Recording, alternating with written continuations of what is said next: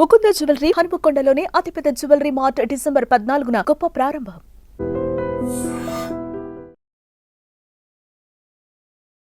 తెలంగాణ రాష్ట్ర సర్కార్ సీరియస్ గానే రైతు బంధు ఆర్ ఇప్పుడు వచ్చినటువంటి సర్కార్ రైతు బంధును కాస్త రైతు భరోసాగా మార్చిన పరిస్థితి మనందరికీ తెలుసు. అండ్ రైతులు కూడా చాలా వరకు ఎదురు చూస్తున్నారు.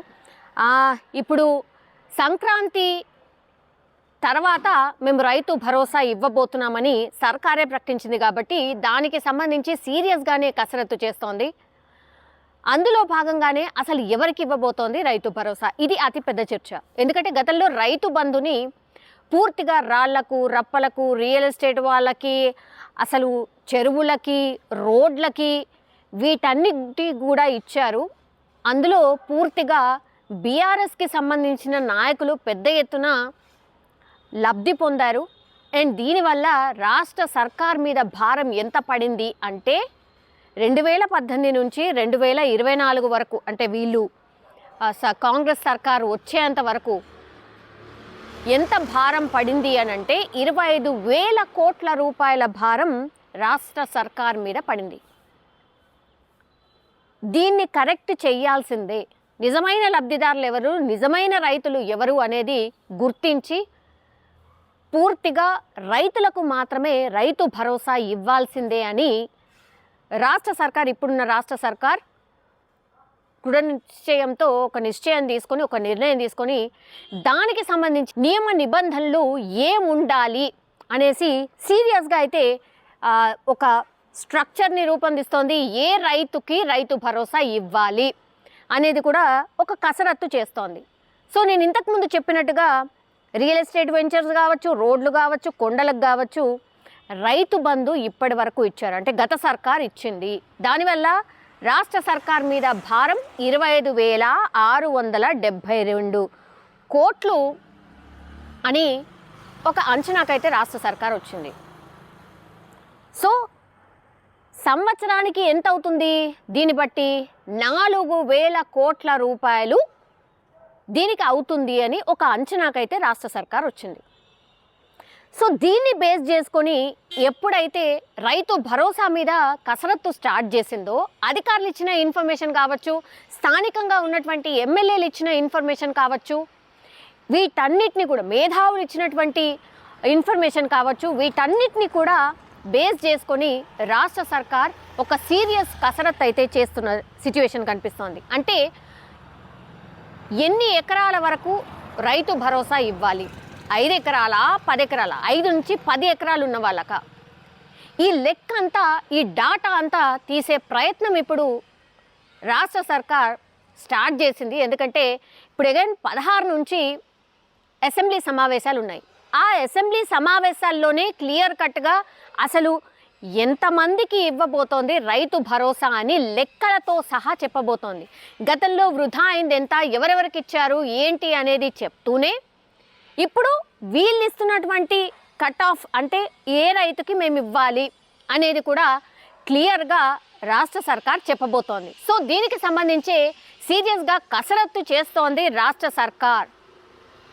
అందులో భాగంగా వీళ్ళు చెప్పినటువంటి లెక్కల ప్రకారం అయితే ఇప్పుడు పూర్తిగా మార్గదర్శకాలు రూపొందించండి అని సీఎం రేవంత్ రెడ్డి చెప్పడం. సో ఉప ముఖ్యమంత్రి మల్లు భట్టు విక్రమార్క నేపథ్యంలో అయితే ఒక మంత్రివర్గ ఉపసంఘాన్ని ఏర్పాటు చేసిండ్రు కాబట్టి ఆ ఉపసంఘం పూర్తిగా మార్గదర్శకాలు ఏముండాలని సీరియస్గా కసరత్తు చేస్తున్న పరిస్థితి అయితే కనిపిస్తోంది.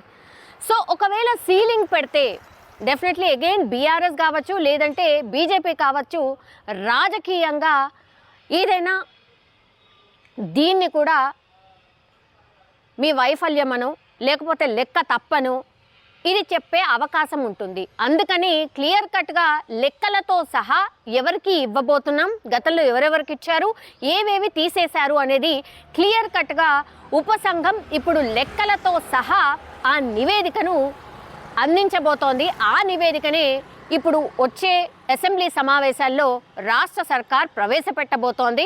దానికి అనుగుణంగానే ఇప్పుడు సంక్రాంతి తర్వాత రైతులకు రైతు భరోసా ఇవ్వబోతోంది. సో ఒకవేళ ఇప్పుడున్నటువంటి రైతులు ఎవరైతే ఉన్నారో 10% మంది రైతులు ఎవరైతే ఉన్నారో దాదాపుగా 1,16,000 మంది రైతులకు 18.48 లక్షల ఎకరాల్లో 10 నుంచి 53 ఎకరాల మధ్య భూములు కలిగి ఉన్నారు అనేది నివేదిక చెప్తోంది. సో దీనికి విరుద్ధంగా అయితే మెజారిటీగా 56 లక్షల మంది రైతులు ఒక్కొక్కరు 5 ఎకరాల కంటే తక్కువ కలిగి ఉన్నారు అని నివేదిక స్పష్టం చేస్తోంది. సో పెద్ద భూ యజమానులు ఎవరైతే ఉన్నారో ప్రయోజనాలు పరిమితం చేయడం అంటే ప్రభుత్వ ప్రతిష్టకు దెబ్బ తగ్గుతుంది. అండ్ ఇంకోటి ఏంటంటే బీఆర్ఎస్కి రాజకీయ ఆయుధంలాగా దొరుకుతుంది. కాబట్టి సీలింగ్ విధించే బదులుగా సీలింగ్ ఆర్ కట్ ఆఫ్ ఏదైతే చెప్తున్నారో దానికి బదులుగా ఇప్పుడు భూములను ఏవేవైతే ఇప్పుడు నేను చెప్పినట్టుగా రియల్ ఎస్టేట్ భూములు ఏవైతే ఉన్నాయో, రాళ్ళు రప్పలు ఏవైతే ఉన్నాయో, రోడ్స్ ఏవైతే ఉన్నాయో వాటిని గుర్తించండి. మనం సీలింగ్ ఎక్కడ కూడా విధించకుండా ఆ భూములను గుర్తిస్తే నిజమైన లెక్క మనకు దొరుకుతుంది అని సీలింగ్కి సంబంధించి ఏది మనం పెట్టొద్దు అని రాష్ట్ర సర్కార్ ఆలోచిస్తున్నట్టుగా అయితే ఇప్పుడు మనకు అందుతున్నటువంటి సమాచారం. సో 5 నుంచి 10, 10 నుంచి 20 ఈ సీలింగ్ విధానం ఇక మీదట ఉండబోట్లేదు.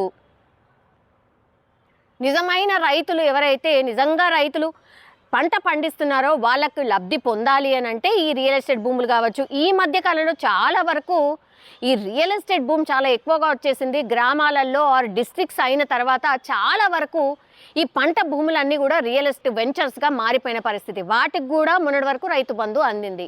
అవన్నీ తీసేస్తే నిజమైన లెక్క వస్తుంది. కాబట్టి మనం సీలింగ్ పెట్టాల్సిన అవసరం లేదు అన్న అభిప్రాయానికి రాష్ట్ర సర్కార్ వచ్చినట్టుగా ఒక సమాచారం అయితే అందుతోంది. సో దీనివల్ల ఎకరాకు ఏదైతే 15,000 ప్రామిస్ చేశారో దాన్ని మనం ఈజీగా ఇవ్వగలుగుతాం.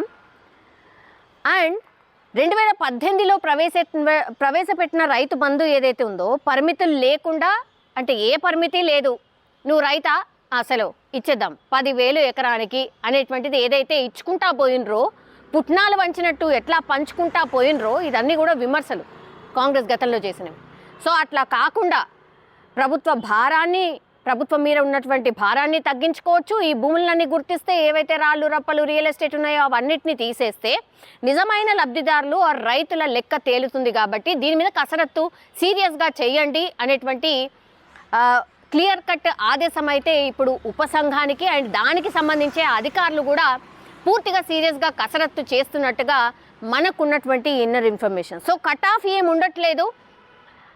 ఎవరైతే నిజమైన రైతులు ఉంటారో 5-10 ఎకరాలన్న కట్ ఆఫ్ ఏమి ఉండకుండా నిజమైన రైతులు వాళ్ళే, 5 నుంచి 10 ఎకరాలు ఉన్న వాళ్ళే నిజమైన రైతులు. కాబట్టి మ్యాక్సిమం వాళ్ళకే ఇప్పుడు రైతు భరోసా ఇచ్చే ప్రయత్నం ఇప్పుడు కాంగ్రెస్ సర్కార్ చేయబోతోంది అనేది మనకున్నటువంటి సమాచారం. సో ఇప్పుడు కాంగ్రెస్ సర్కార్ ఇంకో ప్రామిస్ కూడా చేసింది. అదేంటంటే రైతు భరోసా కింద కౌలు రైతులకు కూడా 15,000 చెల్లిస్తామని అండ్ వ్యవసాయ కూలీలకు కూడా 12,000 ఇస్తామని మేనిఫెస్టోలోనే హామీ ఇచ్చింది. కాబట్టి సో ఆ జాబితా కూడా క్లియర్గా ఈ ఉపసంఘం నివేదికలో ఉండబోతోంది. సో ఈ సంక్రాంతి తర్వాత వీళ్ళందరికీ కూడా రాష్ట్ర సర్కార్ మేనిఫెస్టోలో పెట్టినట్టుగా గుర్తించడం, ఆ తర్వాత వాళ్ళ అకౌంట్లో డబ్బులు కూడా వేయడం జరుగుతుంది. దీనికి సంబంధించే సీరియస్గా